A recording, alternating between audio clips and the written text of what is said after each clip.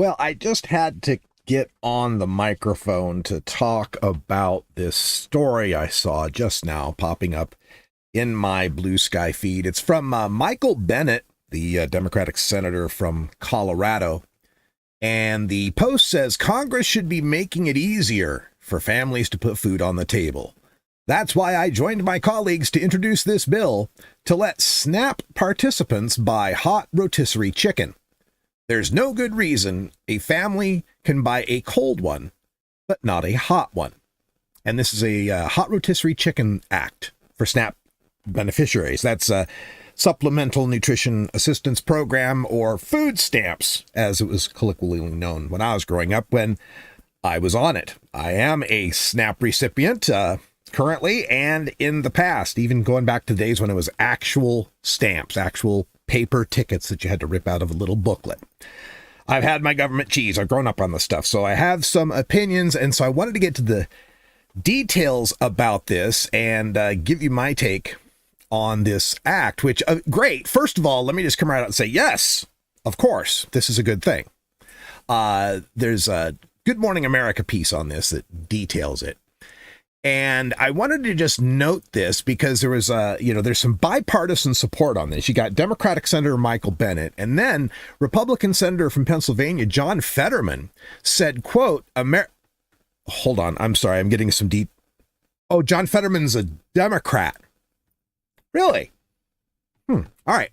So Democratic Pennsylvania Senator John Fetterman said, quote, America's best and delicious affordability play is Costco's $4.99 rotisserie chicken. It's one of my family's favorites, and I'm proud to join this bill with Senator Jim Justice for all to try. SNAP funds would be well spent to feed our nation's families who need it. And so he's joining with Republicans. There are some Republicans on board with this. Senator Jim Justice and Shelley Moore Capito of West Virginia, and Democratic Senator Michael Bennet, as we mentioned. So 2 Democrats, 2 Republicans. Justice said it would make it easier for families to put meals on the table, adding, quote, allowing folks on SNAP to buy hot rotisserie chickens is just truly common sense. It's as basic as you can get to help busy parents or grandparents put something as simple as this on the table to feed their families. We have to give people the option to put a healthy, protein-dense choice on the table that actually tastes good and doesn't take an hour and a half to cook. Capito said that the proposal reflects the realities faced by many SNAP recipients, calling it, quote, a simple, practical step to make the program work better for the people it serves. For seniors, working families, and those without reliable access to cooking equipment, this is about convenience and dignity. Bennett said the legislation would remove an unnecessary barrier for families and help them get a quick, nutritious meal when they need it. And this highlights something about the way the law currently is. It's always bothered me. When you go in the Costco, and it's not just Costco, although Lord knows Costco is going to benefit from this. You go into a Safeway or a Fred Meyer, Kroger, or whatever, and they'll have those rotisserie chickens for sale. And if you go in early in the morning like I do, before they put the hot chickens up, they got the cold chickens from the day before that didn't sell. They got those sitting there for sale. And those are SNAP eligible. You can buy those. You can buy the cold ones. You can't buy the hot ones, right? So that doesn't make a whole lot of sense. Why should I be able to buy the same damn thing just because it's sat for long enough? All right, poor person, it's sat for long enough. Now you can have it. So yes, this bill makes sense. And I got to say, it was also refreshing to read a story about John Fetterman without Fetterman. But this is one of these things where I listen to what Justice and Capito were saying about, putting hot, nutritious meals on the table that taste good, don't take an hour and a half to cook, about convenience and dignity for the families. And I'm thinking, yes, and eating Costco chicken all the time is going to get old. So yes, and I can make the case for a whole lot of hot prepared foods that match the case that they're being made for the Costco chickens.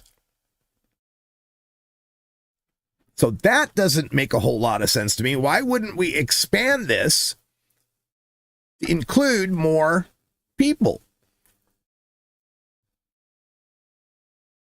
So in addition to that, this just kind of opens up something that I've always thought about.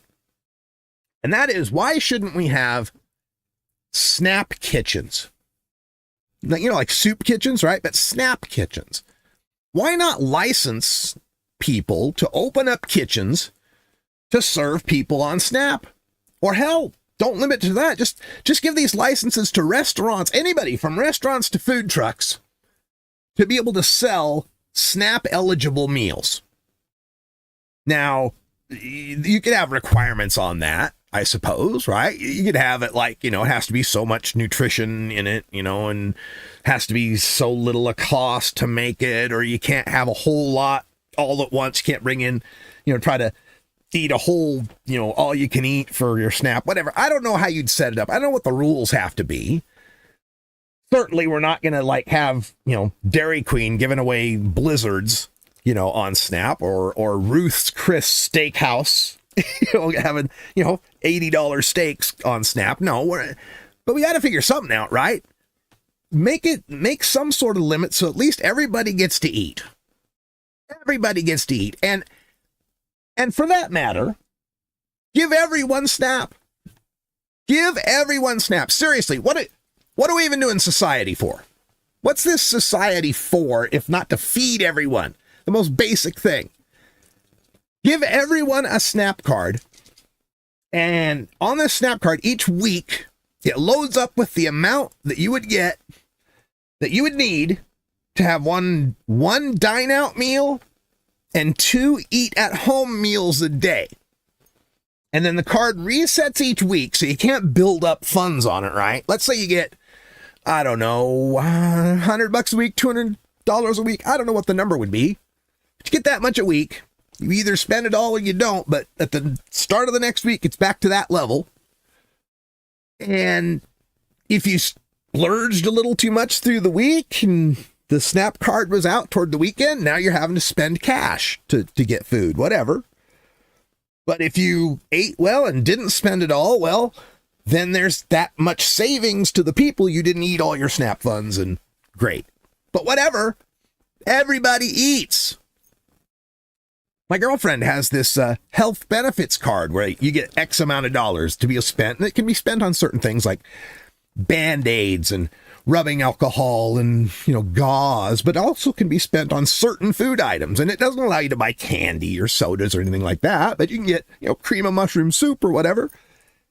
And it works like that. It's not every week, but it works every month. You spend up to that amount of money every month. And so we're really diligent about that. We use that card to make sure that we're stocked up on staples and all the kind of things that we need. Works wonderfully. And if we don't spend it, well, it just resets. You lost out on spending that much money that month. And not everybody's going to use this. Maybe you're rich. Doesn't matter. You still get a card. You still get a Snap card, even if you're rich. Now, maybe you don't use it because, like, it's beneath you. And you'd never eat at a Snap kitchen or be caught dead using a Snap card.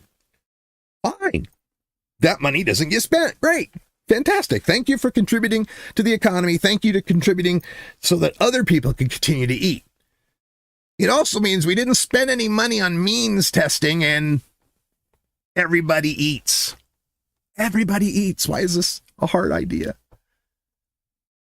And how will we pay for it? Oh my God, how will we pay it? Psst, shut the fuck up. We're about $2 billion a day in Iran, something like that, on these missiles, asking for a $1.5 trillion defense budget. And we want to know, how are we going to pay for people to eat bean and rice burritos or you know, simple chicken dinners or whatever? Come on. I don't ever want to hear anybody give the how are we going to pay for it excuse ever again. It's no longer how can we pay for it, it's political will. Can you imagine, though, the surge in the restaurant industry?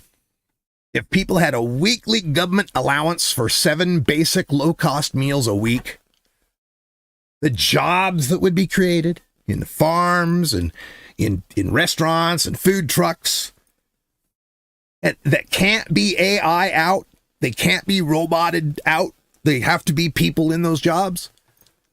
Jobs created, business created, and and everybody eats. Because I know Costco's just loving this idea, smacking their lips at all that sweet SNAP money that'll be flooding into their stores from people who are also going to have to save up that $65 cash to get their annual Costco membership you need to be able to buy a dozen or so chickens at the top of the month when you get your SNAP funds. Fine, great. Costco profits, great. But everybody eats. Let's also let everyone profit, from the guy for the food truck to the restaurant. And there's still going to be people out there that want to buy steak and lobster with Dom Perignon that SNAP won't cover. And there'll still be restaurants that'll serve them, that buy with cash or whatever. There'll still be food trucks that are selling unhealthy food that SNAP won't cover. You know, ice cream and funnel cakes at the fair or whatever. But that's, so what? At least everyone eats. Jobs are created. I know. I'm a dreamer. I'm a dreamer with radical ideas for this allegedly Christian nation, like everybody eats. Look, I shop at Costco nearly every day for work. And it's one of my 3 work lunches. The Costco $2 slice of pepperoni pizza, or the Costco $1.50 hot dog and a soda, or Taco Bell's $1.89 bean and rice burrito.